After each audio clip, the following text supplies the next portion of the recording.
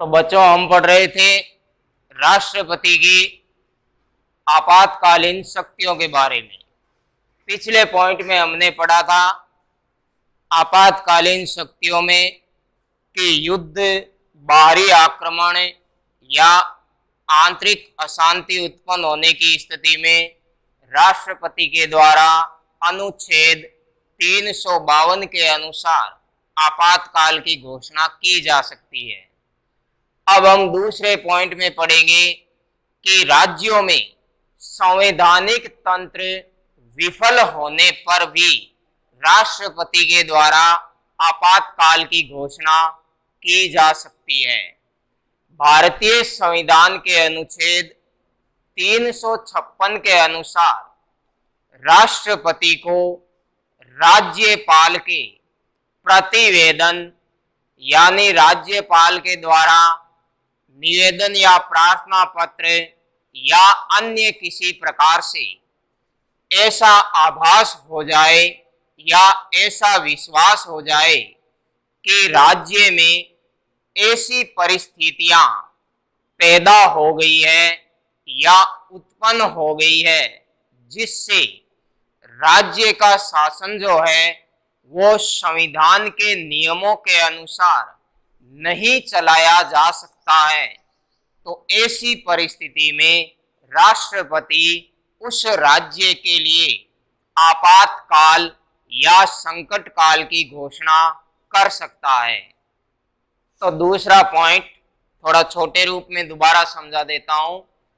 दूसरा पॉइंट है राज्यों में संवैधानिक तंत्र विफल होने पर तो भारतीय संविधान के अनुच्छेद 356 के अनुसार अगर राष्ट्रपति को राज्यपाल से या किसी अन्य प्रकार से ऐसा आभास हो जाए कि राज्य में संवैधानिक तंत्र जो है वो विफल हो चुका है या राज्य में संविधान के अनुसार शासन का संचालन नहीं किया जा सकता है, तो ऐसी परिस्थिति में राष्ट्रपति उस राज्य के लिए आपातकाल की घोषणा कर सकता है।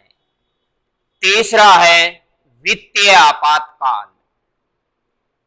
तो भारतीय संविधान के अनुच्छेद 360 के अनुसार जब राष्ट्रपति को ऐसा विश्वास हो जाए कि देश में ऐसी परिस्थितियां उत्पन्न हो गई है जिनसे देश के वित्तीय स्थायित्व को या वित्तीय साख को खतरा उत्पन्न हो गया है, तो ऐसी परिस्थिति में राष्ट्रपति वित्तीय आपातकाल की घोषणा कर सकता है। तो तीसरा पॉइंट दोबारा समझा देता हूं, वित्तीय आपातकाल की घोषणा। तो भारतीय संविधान के अनुच्छेद 360 के अंतर्गत भारत के राष्ट्रपति को यह विश्वास हो जाए कि देश में ऐसी परिस्थितियां उत्पन्न हो गई है जिनसे देश के वित्तीय स्थायित्व को या वित्तीय साख को खतरा उत्पन्न हो गया है, तो ऐसी परिस्थिति में राष्ट्रपति वित्तीय आपातकाल की घोषणा कर सकता है। अब इस पर एक प्रश्न बोल देता हूं, दोबारा फिर से बड़ा निबंधात्मक प्रश्न है कि राष्ट्रपति के अधिकार, कार्यों एवं शक्तियों को समझाओ। उसी में दो निबंधात्मक प्रश्न और कि राष्ट्रपति की सामान्य कालीन शक्तियों का वर्णन कीजिए, और तीसरा प्रश्न कि राष्ट्रपति किन किन अनुच्छेदों के अंतर्गत आपातकाल की घोषणा कर सकता है या राष्ट्रपति की आपातकालीन शक्तियों का वर्णन कीजिए। तो भारत का राष्ट्रपति भारतीय संविधान के अनुच्छेद 352, 356 और 360 के अंतर्गत आपातकाल की या संकट काल की घोषणा कर सकता है।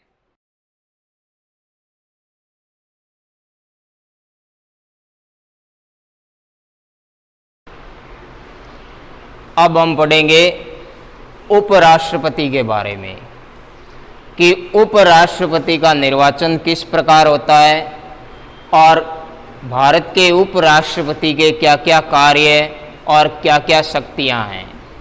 तो हमारे भारतीय संविधान के अनुच्छेद 63 के अनुसार संविधान में यह व्यवस्था की गई है कि देश का एक उपराष्ट्रपति भी होगा जो राज्यसभा का पदेन सभापति होगा और राज्यपाल की अनुपस्थिति में उसकी शक्तियों या उसके अधिकारों का उपयोग कर सकेगा।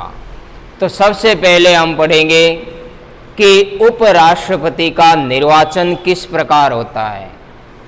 तो इस पर पहले प्रश्न बोल देता हूं कि भारत के उपराष्ट्रपति के निर्वाचन तथा उसके अधिकारों एवं शक्तियों का वर्णन कीजिए। तो सबसे पहला पॉइंट है उपराष्ट्रपति का निर्वाचन या उपराष्ट्रपति का चुनाव। तो हमारे भारतीय संविधान के अनुच्छेद 63 के अंतर्गत हमारे देश में उपराष्ट्रपति के पद की व्यवस्था की गई है और उपराष्ट्रपति का निर्वाचन संसद के दोनों सदनों की संयुक्त बैठक में आनुपातिक प्रतिनिधित्व के आधार पर एकल संक्रमणीय मत प्रणाली से निर्वाचक मंडल के द्वारा किया जाता है। तो दोबारा बोल देता हूं कि उपराष्ट्रपति का निर्वाचन हमारे भारतीय संविधान के अनुच्छेद 63 के अनुसार उपराष्ट्रपति की व्यवस्था की गई है और उपराष्ट्रपति का निर्वाचन संसद के दोनों सदनों की संयुक्त बैठक में आनुपातिक प्रतिनिधित्व के आधार पर एकल संक्रमणीय मत प्रणाली से एक निर्वाचक मंडल के द्वारा किया जाता है। दूसरा पॉइंट है योग्यताएं। तो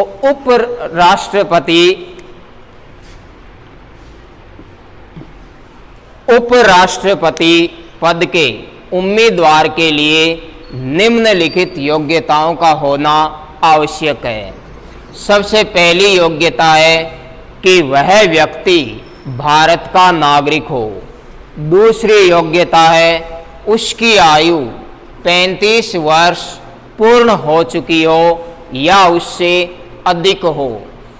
तीसरी योग्यता है उसमें वे सभी योग्यताएं होनी चाहिए जो राज्यसभा के सदस्यों के लिए निश्चित की गई है।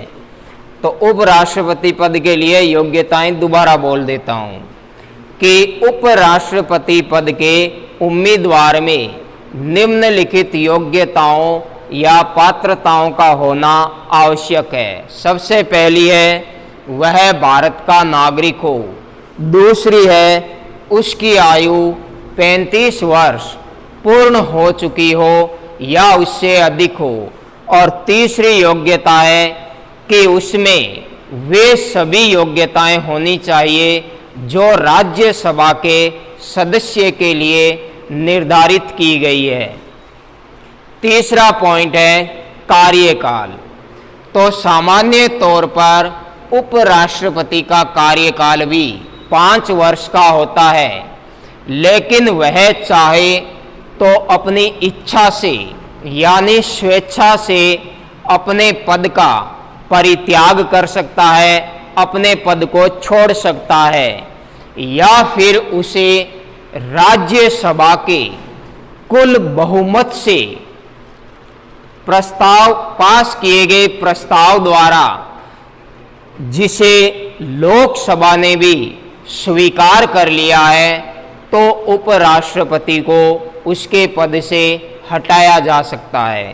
कार्यकाल पर दोबारा बोल देता हूं कि सामान्यतः उपराष्ट्रपति का कार्यकाल भी 5 वर्ष का होता है, लेकिन वह चाहे तो स्वेच्छा से यानी अपनी इच्छा से अपने पद को छोड़ सकता है, अपने पद का परित्याग कर सकता है, या फिर उसे राज्यसभा के कुल बहुमत द्वारा पास किए गए प्रस्ताव, जिसे लोकसभा ने भी स्वीकार कर लिया है, तो उसे पद से हटाया जा सकता है।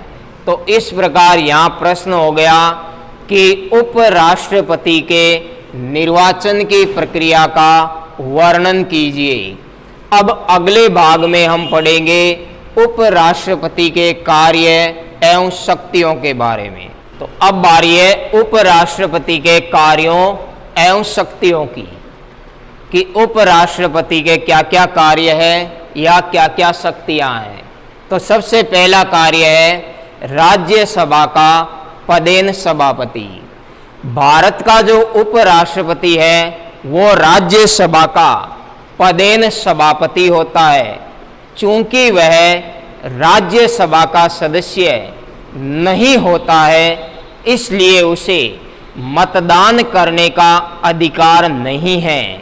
लेकिन यदि किसी विषय के पक्ष और विपक्ष में बराबर मत हो या समान मत हो, तो ऐसी परिस्थिति में उपराष्ट्रपति को अपना निर्णायक मत देने का यानी निर्णायक वोट देने का अधिकार है। तो पहला कार्य दोबारा समझा देता हूं, राज्यसभा का पदेन सभापति। तो भारत का जो उपराष्ट्रपति है वो राज्यसभा का पदेन सभापति होता है। चूंकि वह राज्यसभा का सदस्य नहीं होता है, इसलिए उसे मतदान करने का अधिकार नहीं है। लेकिन यदि किसी विषय के पक्ष और विपक्ष में बराबर या समान मत है, तो ऐसी परिस्थिति में उपराष्ट्रपति अपने निर्णायक मत का उपयोग कर सकता है। दूसरा कार्य है राष्ट्रपति पद का कार्यभार संभालना। तो भारत का जो उपराष्ट्रपति है वो निम्नलिखित 4 परिस्थितियों में राष्ट्रपति पद का कार्यभार संभालता है। सबसे पहली परिस्थिति है राष्ट्रपति की मृत्यु हो जाने पर। दूसरी परिस्थिति है राष्ट्रपति के द्वारा अपने पद से त्याग पत्र दे देने पर। तीसरी परिस्थिति है महाभियोग के कारण राष्ट्रपति के पद मुक्त होने पर। और चौथी परिस्थिति है अन्य किसी कारण से उत्पन्न राष्ट्रपति की असमर्थता की स्थिति में, जैसे कि कोई गंभीर बीमारी या विदेश यात्रा की स्थिति में। तो इस प्रकार यहाँ आपके 2-3 प्रश्न हो गए। एक प्रश्न हो गया कि उपराष्ट्रपति के निर्वाचन की प्रक्रिया का वर्णन करते हुए उपराष्ट्रपति के कार्यों एवं शक्तियों को समझाओ। दूसरा छोटा प्रश्न हो गया कि राज्यसभा का पदेन सभापति कौन होता है, तो वो होता है देश का उपराष्ट्रपति। तीसरा प्रश्न हो गया कि उपराष्ट्रपति किन किन परिस्थितियों में राष्ट्रपति के पद का कार्यभार संभाल सकता है, तो उपराष्ट्रपति निम्नलिखित 4 परिस्थितियों में राष्ट्रपति पद का कार्यभार संभाल सकता है।